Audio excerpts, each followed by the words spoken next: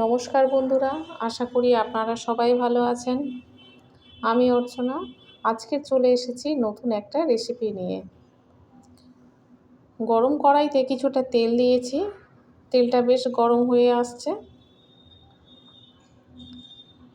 খুন্তি দিয়ে তেলটা চারিদিকে করে দিচ্ছি।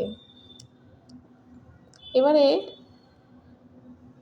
প্রায় 300 গ্রাম চিংড়ি আছে। চিংড়ির মধ্যে একটু হলুদ দেব, একটু নুন দেব, দিয়ে এটা ভালো করে মাখিয়ে নেব। মাখানোর পরে গরম কড়াইতে এটা দিয়ে দিচ্ছি।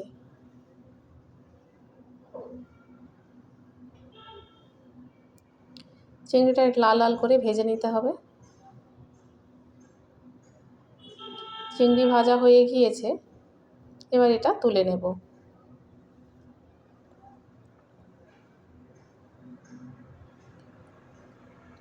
চিংড়ি ভাজা তুলে নিয়েছি।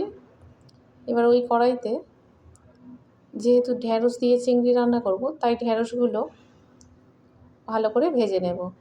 ঢ্যাঁড়সগুলো গরম তেলের মধ্যে দিয়ে দিচ্ছি। এটাও ভালো করে ভেজে নিতে হবে। ঢ্যাঁড়স ভাজা হয়ে গিয়েছে, ঢ্যাঁড়সটা তুলে নিচ্ছি। কড়াইতে কিছুটা তেল ছিল, এর মধ্যে কুচিয়ে রাখা পেঁয়াজ দিচ্ছি। পেঁয়াজটা এবার একটু নাড়াচাড়া করে ভেজে নেব। এর মধ্যে দেব 1 চামচ পাঁচফোড়ন। পাঁচফোড়নটা দিয়ে দিলাম।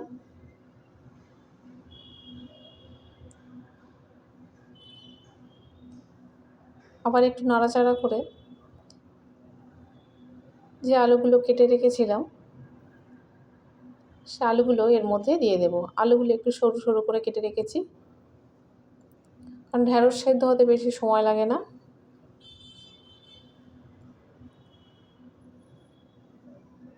আলুগুলো একটু হালকা করে ভেজে নেব।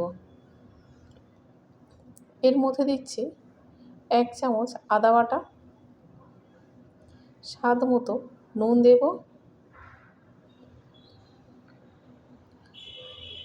1 চামচ ধনিয়া গুঁড়ো দিচ্ছি,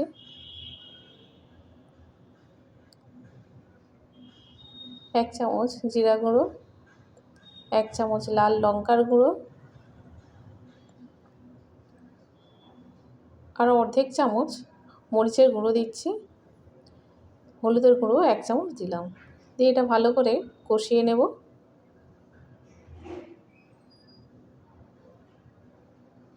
এটা একটু বেশ কিছুক্ষণ কষিয়ে নেবার পরে ভেজে রাখা ঢ্যাঁড়সটা এর মধ্যে দিয়ে দিচ্ছি।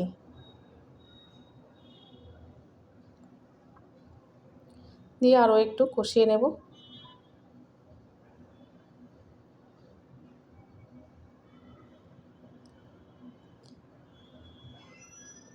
এভাবে একটু কষিয়ে নিতে হবে।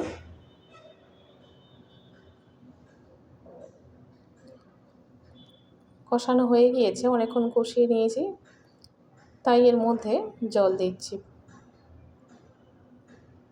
যেহেতু বেশি রস রাখবো না, তাই একটু মাখা মাখা রেখে দেবো ভেবেই জলটা তেমনভাবেই দিয়েছি।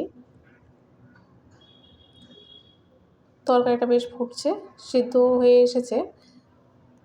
যে চিংড়িগুলো ভেজে রেখেছিলাম তার মধ্যে কিছুটা চিংড়ি দিয়েছি এবং কয়েকটা কাঁচা লঙ্কা চিরেও দিয়েছি। জলটা একটু কমে গেলে এর মধ্যে সর্ষে বাটাটা দিয়ে দেব। জলটা অনেকটা কমে গিয়েছে, তাই অর্ধেক চামচ সর্ষে বাটা এর মধ্যে দিয়ে দিলাম।